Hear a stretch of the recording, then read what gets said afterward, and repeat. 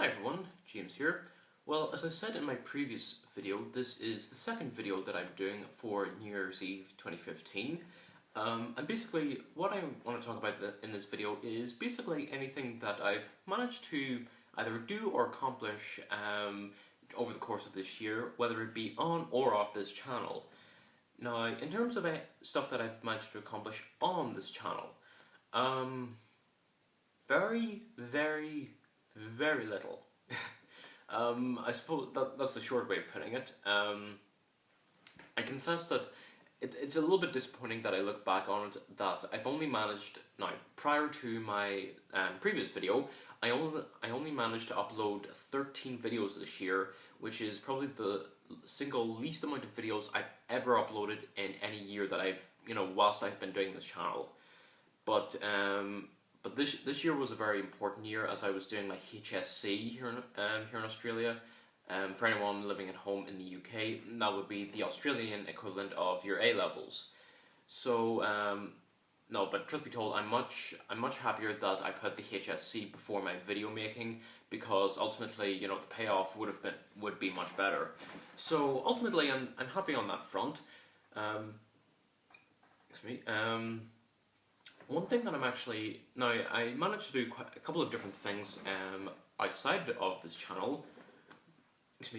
One thing that I'm actually rather proud of is that compared to this time a year ago, I have lost a lot of weight. Now, up until last year, throughout my entire life, I've always been pleasantly plump, I guess is the best way to put it.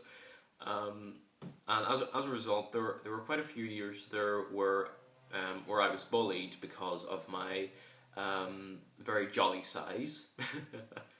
Now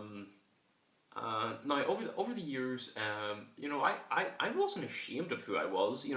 Whether I was big or small, tall or short, whatever the case may have been. I didn't really mind. I liked being me, in short.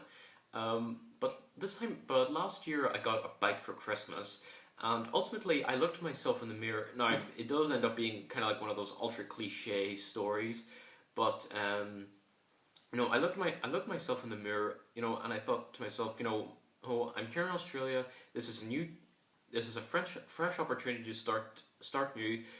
It's time for a change. So I got out on the bike. In fact, one of my New Year's resolutions for 2015 was to get out on the bike as much as humanly possible. And I'm actually quite pleased that I was able to do that.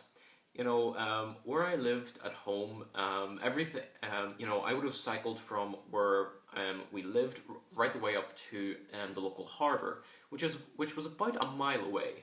And I did that for quite some time, and for the most part I didn't do too bad.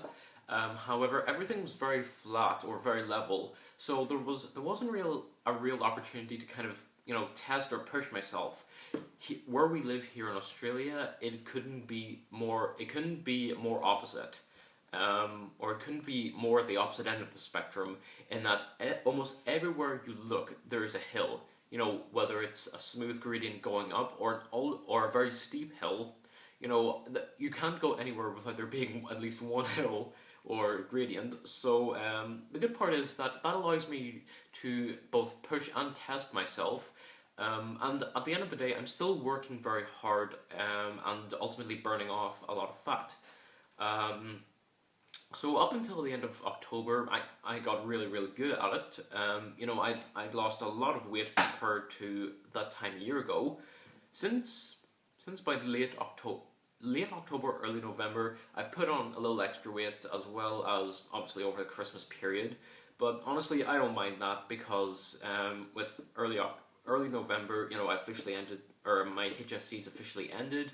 I was free. I could do whatever I wanted.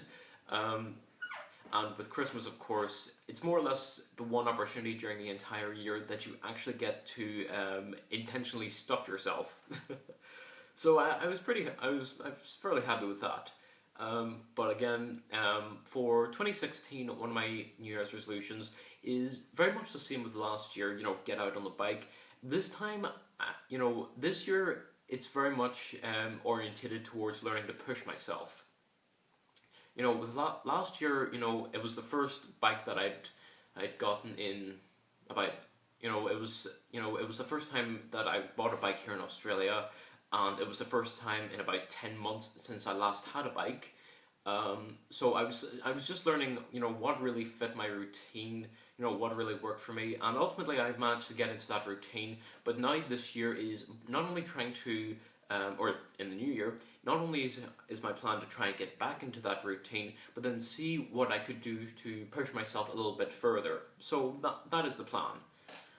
And then, in addition to all that stuff, one of the accomplishments that I managed to do this year was, as with my previous video, my collection tour, I showed off all the stuff that I have, particularly all the stuff on the top of the wardrobe there. I managed to show all the Transformers, all the Bionicle, all the Lego that I've bought this year. And what I've done this year, which I've failed to do in the past, is I've actually documented everything that I've bought this year, because I wanted to see what my spending patterns are like. What did I buy? What did I not? And what areas what areas were I paying more money in than others? So, as an example, this year, now again, all the prices that I tell here are in Australian dollars. So, for example, if you're living in Ireland, the UK, or the US, odds are that whatever number or amount of money that I say I invested, odds are that you would have paid probably half as much, depending on the exchange rate, whatever. So, to put it in perspective, this year I bought 9 Transformers, collectively coming together at $275. Now, 9 Transformers isn't a bad number. In fact, up until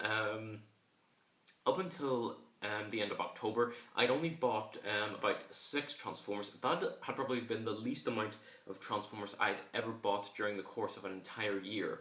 So that was pretty impressive, to say the least. Then, looking across, this year I probably bought more Lego. Sorry, I probably bought more Lego this year alone than in any other year of my entire life. And to put it into perspective, this year I bought 63 Lego sets, collectively coming together at about $1,770. Again, that's Australian, but that is still absolutely, that is an insane amount of money. And for the most part, a lot of that was to do with, say, Lego Marvel, Ninjago, whatever the case may be.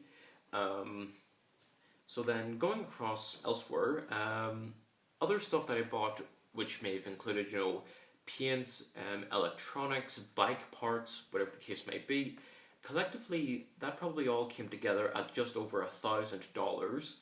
So altogether, this year I bought about 179 items, collectively coming together at an astonishing $3,062.55. That is just an insane amount, and what's probably even scarier is that this new year, odds are by the end of 2016, that number may, if not be the exact same, maybe even higher. It is scary in that regard, but the one thing I like about it is that it shows me, what am I investing in, what am I investing in, where am I paying more money than others, and ultimately I'm just happy that I was able to do this and officially say, look back on it in a few years and say, well, that's everything that I got, and here's how I did so. So ultimately, I'm pretty happy that I was able to, take note of this, and ultimately just finally be able to say that, I documented everything, I knew exactly what I was doing. So yeah, pretty happy with that. So yeah, that is so that's the end of this video. So I suppose looking back on this past year, I actually am quite pleased that I was able to accomplish as much as I have. Next year, I hope to aim for higher, and with tomorrow being New Year's Day, I'll be doing my very first review of the new year. In addition, I'll also be uploading a video basically giving my thoughts and not for thoughts and views, but a general overview as to what my plans are for 2016.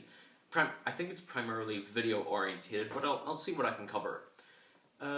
So yeah, that's the end of the video. Thanks for watching, everyone, and Happy New Year!